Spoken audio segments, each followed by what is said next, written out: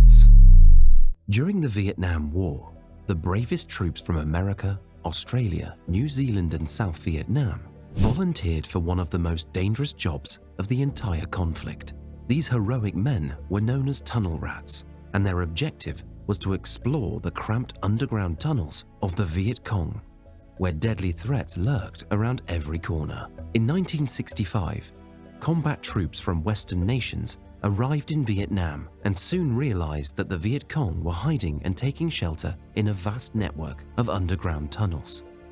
As well as containing large caches of supplies, equipment and weapons, these extensive labyrinthian complexes also possessed functioning hospitals, classrooms and command centers. The largest of all were the Cu Chi tunnels, a series of interconnected passageways so big they connected Viet Cong outposts over a distance of 250 kilometers, starting from the outskirts of Saigon to the Cambodian border. Their existence was a major problem for the occupying forces, who were unable to hold onto captured territory, since the Viet Cong would simply emerge from their hiding places and continue their activities after an area was cleared. This also had a psychological impact on free world soldiers, who were uneasy with the prospect of enemy guerrillas concealing themselves only feet away. To deal with the issue, troops were first instructed to plant explosives at entrances and air vents, but this was ineffective, since the underground networks were so large that a Viet Cong insurgent could easily slink away from danger.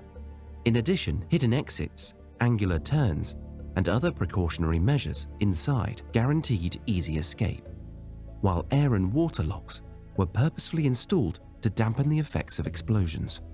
After a short while, brave infantrymen began volunteering to go inside. These courageous men were variously known as tunnel runners, tunnel ferrets, or tunnel rats. A typical tunnel rat was a short and agile infantryman, engineer, cavalry scout, or chemical specialist that had no problem maneuvering through dark, claustrophobic spaces. They had to have acute hearing, since even the faintest sound or movement could indicate the presence of an enemy guerrilla.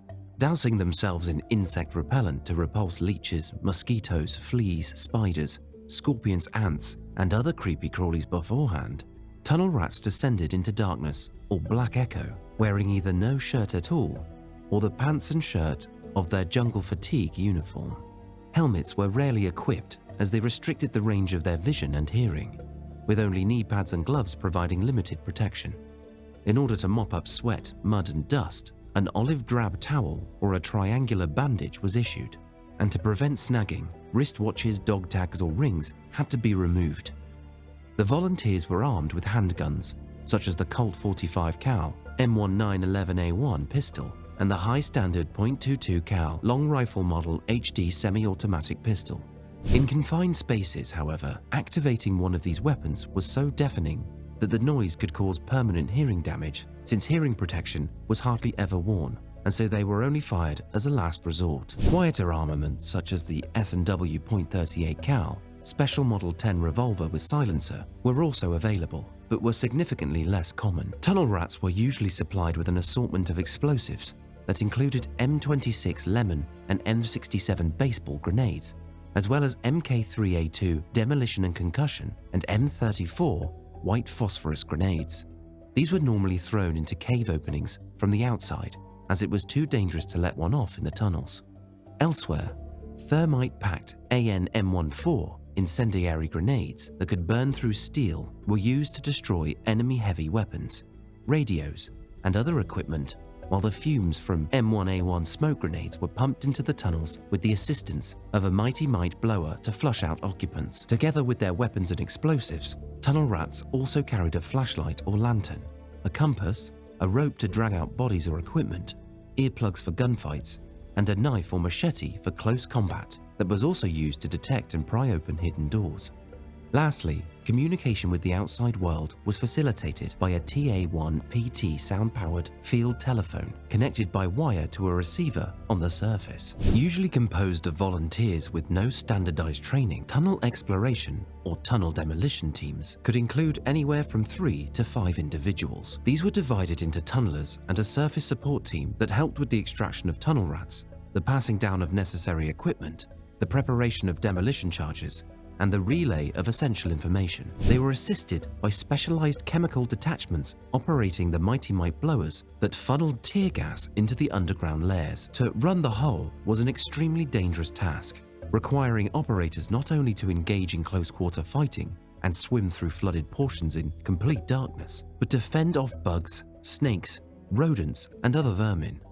They also had to contend with smoke and tear gas thrown by the Viet Cong that burnt their skin, oxygen starvation, the stench of corpses and human waste, and a terrifying range of deadly booby traps. These came in the form of tripwires, pressure-activated mines, and concealed pits full of lethally sharp bamboo stakes that were often smeared with excrement to encourage infection. To defuse booby-trapped Chinese and Soviet grenades, grenade arming pins were fitted inside them, while wire cutters were employed to deactivate tripwires.